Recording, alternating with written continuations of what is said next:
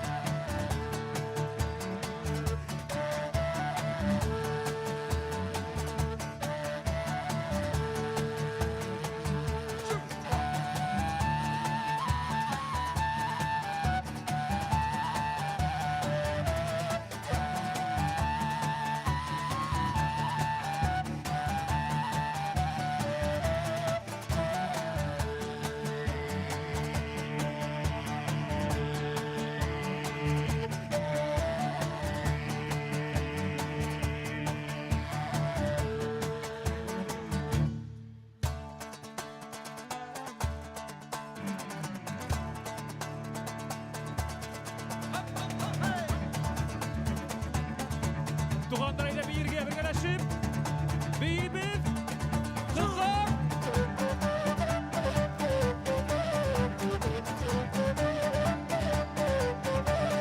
Егіттер!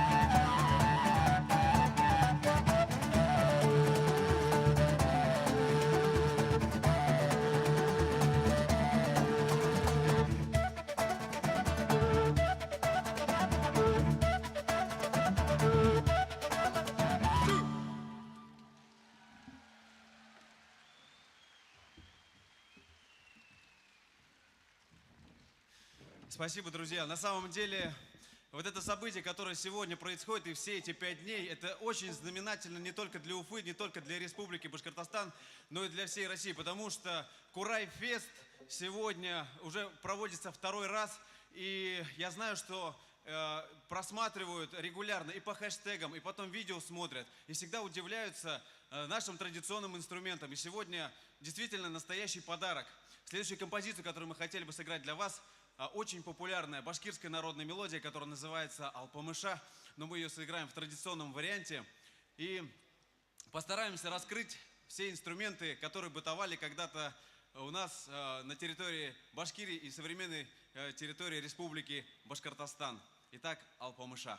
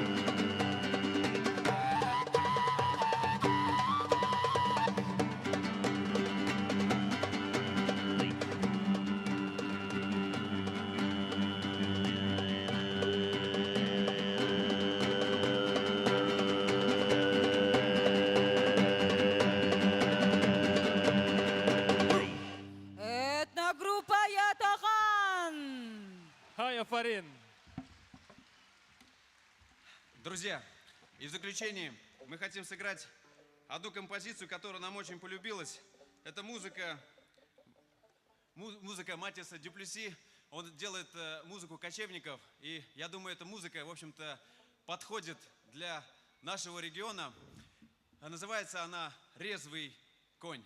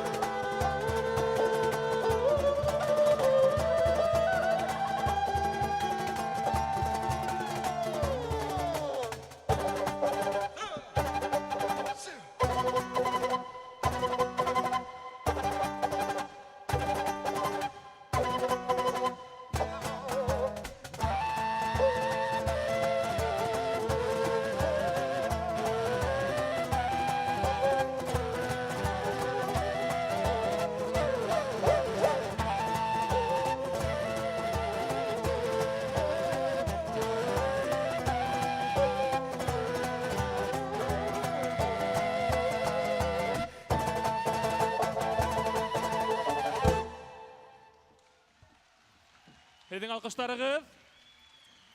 Kılkıvızda balанчельді Аяз Нухов. Хурайсы. Горловое пение, вокал Ильмир Кудабаев. Перкуссия ударная Расим Лугаманов. Руководитель группы думбрист Ильдар Шакиров. Это группа Ятаган. Рахмат, егеттер. Егиттер, удачи вам!